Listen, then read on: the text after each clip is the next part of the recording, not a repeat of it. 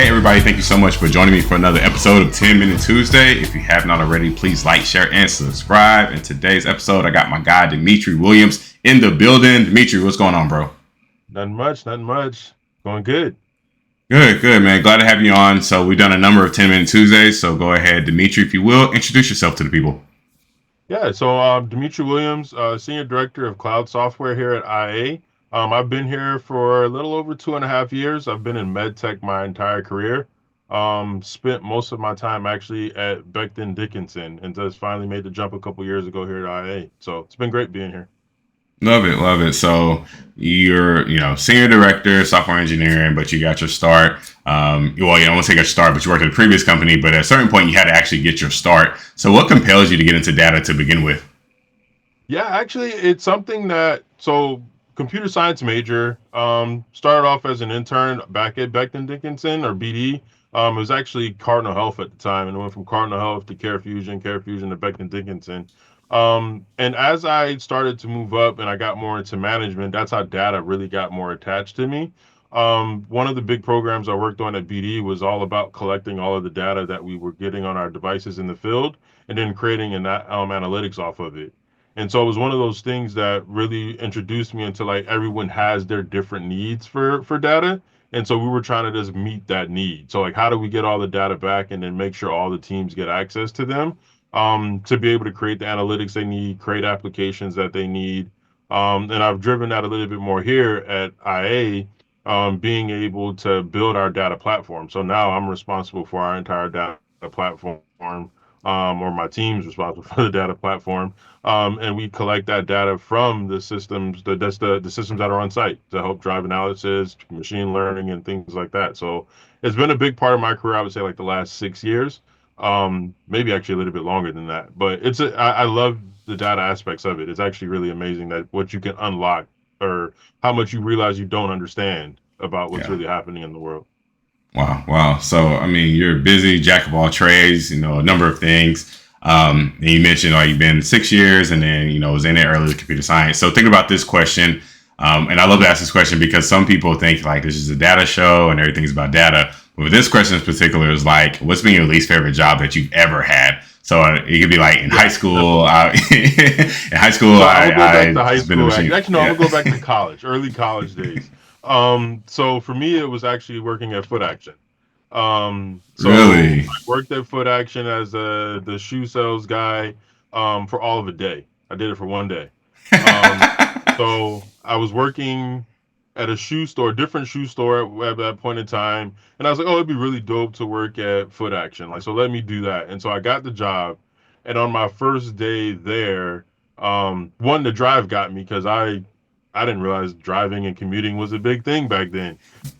So having to drive 40 minutes to work was like, this is ridiculous. But then when I got there, one of the managers, I don't think they were expecting a lot from a guy on his first day. Ended up having like a $2,000 shoe sale. Um, and the manager took my cell, like took cash from Oh my cell. no! Come on. So after that, I was like, forget this. So I didn't even show up the next day. Like I felt bad because I should have like at least showed up, but I didn't even show up. I was like, you're not gonna take my cell like on my first day. And I get like they get commission off of it and all that, but I was like, nah. And then I also realized at that point I'm not a salesperson. Like I'm not good at selling anything. So I was like, let me just stay out of that game and just stick to what I'm good at. But yeah, that was the one job that I really like despised, and it showed by only being there for a day. Wow. So the man took your cell. That's crazy. All So right. So thinking about the process, we have a process called failing forward, right? So technically, everything you learn in life is just a lesson. So you're not really failing; it's just getting to the next step. yep. So with that in mind, what would you consider your biggest failure? Quotation marks around failure, and what did you learn from that experience? My biggest failure, I would say, had to do with not escalating a problem that I was having, and trying to solve it myself. Um, my big thing is like, hey, I want to be able to solve the problem. I want to show my senior leadership that I'm able to do these things without needing to get them involved. But sometimes you actually need to get them involved, Yeah. because then you start to spin and you spin forever. And so what happened in my case is I'm going back and forth on a different project, and I'm like, I think I got it. We got it. We're gonna get it figured out. and that ended up lasting 6 or 7 months. And at that point, the management team was like, "Why don't you just come to us? You're kind of not kind of, but you're wasting time, and we're here to support you in it." But for me, I looked at it as like, if I need to ask you for help, I'm not able to do my job. Yeah. And I realized that's really not the case. Like that's not like sometimes that's what they're there for is to help you. And that's what I tell my team today, actually. So it really is. That was the one time I had that. And ultimately it worked out, but it just I wish I would have escalated earlier. And escalating isn't always bad. I think that's the big thing that I learned from that failure. Yeah, and it brings up a good point, right? I've done a number of episodes of this, but I feel like a lot of us have had that point of if I ask for help or if I raise my hand, then I am not doing my part or I'm not doing the best of my Yep. capabilities. And there's just that gut feeling of just like letting the team down, let myself, whatever it is, right? But I feel like we've all had crossed that road at some point. Yep. Wow, Definitely. And it's crazy. it's something that we struggle with, man. It's like, am I really doing well? Am I if I have to escalate it, am I on the right path? Or even am I doing the right thing? You start second guessing yourself at that Yeah. point. Um, but like my management team and my mentors told me, like you have to. Like if you don't, you just spin. And spinning is even worse than not asking.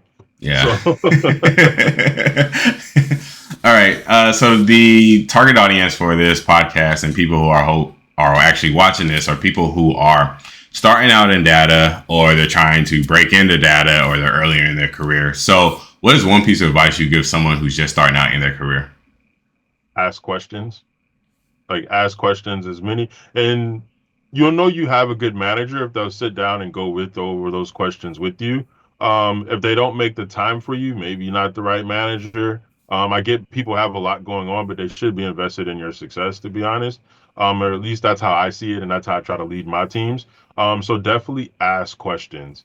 Another thing, and I don't want to add a bunch of stuff to it, but one other thing I would say is making sure you understand your user, like who's trying to use the data, because you may have an idea of what you want to do with the data, but what that user needs it for is completely different. And so you got to make sure you're able to meet their goals, while also maybe being able to try to meet yours, but make sure you help them and walk them through what they're trying to do, so you're both on the same page. Like a lot of times people just want to be like, oh, this is what the data is, and that's not what they're looking for. And as you get more and more involved with more stakeholders, you'll realize different stakeholders have different needs. And so you got to sit with them and understand what they're looking for.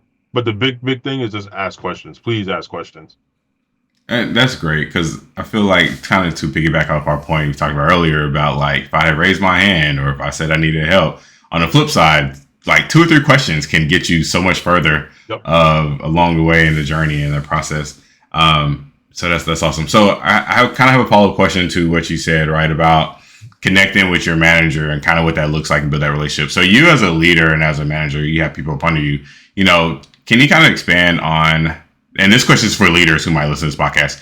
Can you kind of expand on the amount of effort that it takes to actually connect with the people up under you and understanding like what it means to connect and be like, you're working on this or, getting them to be able to be comfortable to ask questions to you? Yeah, and so it's actually something I had a really good discussion with a friend about 8 months ago, and he was telling me he had never had a one-on-one with his manager.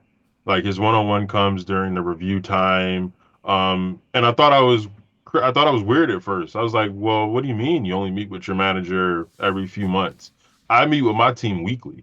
Like I make time weekly. I even some that are not reporting directly to me, I meet with them every other week just to understand like, hey, what are you working on? It could be a 5 minute call, it could be an hour long call. Yeah. But it really is just taking that time to understand what they're looking at, where they're trying to go, what issues they're running into, and just taking that time with them and just connecting with them on a personal basis. Like we don't have to be best friends. I'm not looking to, I'm not expecting you to invite me to the cookout over the weekend, Right. but I do want to have that relationship to where you feel you can trust me. So Yeah. like, hey, let's have like I know I can go to Dimitri and be like, hey, Dimitri, I need to take the afternoon off to take care of my family. Dude, go take care of your family. That's what's most important. Like being able to have that open discussion, I think is huge. And not a lot of managers do that. It's more about like, just get the work done. Yes, we got to get the work done. But if your team wants to work for you, it makes it that much more fun. And they just want to get it. They want to get stuff done. Sorry. Yeah. No, that's so true. And thinking about my own journey, And I asked that question particularly because I thought about my journey and the difference maker between the people that were good managers in my eyes and those that were bad ones was the amount of time they spent and the amount of effort. Even if it was like 5 minutes, just be like, hey, yo, I got your back, or, go do this. Hmm. Here's what's most important. And it made me want to work that much more harder for them because, like, whether I don't want to let them down or they're just super cool, whatever it was, but it just made me as a worker just want to help them out more. Definitely. Yeah, And I yeah, always yeah. tell my team, like, hey, I don't know, like, there's things that my team knows that I know I don't know. And I'll sit back with them and I'll be like, hey, can you explain it to me? And they was like, one of my employees actually was like, this is a difference maker because I know you care. And I think that is the biggest thing. I just want to show them that I care. Like, I want my manager to treat me that way. So I make sure to treat my entire team that way. Love it, love it. All right, Demetri, tell me about the most influential people in your life and how they made an impact on you. Most influential people, my parents. I'm pretty sure a lot of people say that, but definitely mine. So I grew up in a military family, so we moved around a lot. It's one of those things where us moving around so much allowed me to understand how do I interact with different people. So I'm constantly having to adjust, like having to read the room and know like what things I should say, what I shouldn't say. Um, be able to be respectful, have disagreements and things like that. So my parents, having that, had raising me in that background was huge. But also the work effort, the work ethic they put into it, me and my brother. They really required us to, hey, your grades are most important. After school, you get these things done. You always say yes, ma'am. You say no, ma'am. That drive, I think, was huge, and it helped really push me. It still pushes me today. So that's one. My family, my parents always have to say that. And then I have a couple other mentors, Navaldo Diaz, Guy Eldridge, who have always helped me being able to take me aside and be like, Demetri, I need you to look at something this way. And one of my favorites from Navaldo is like, you got to learn to eat your own dog food.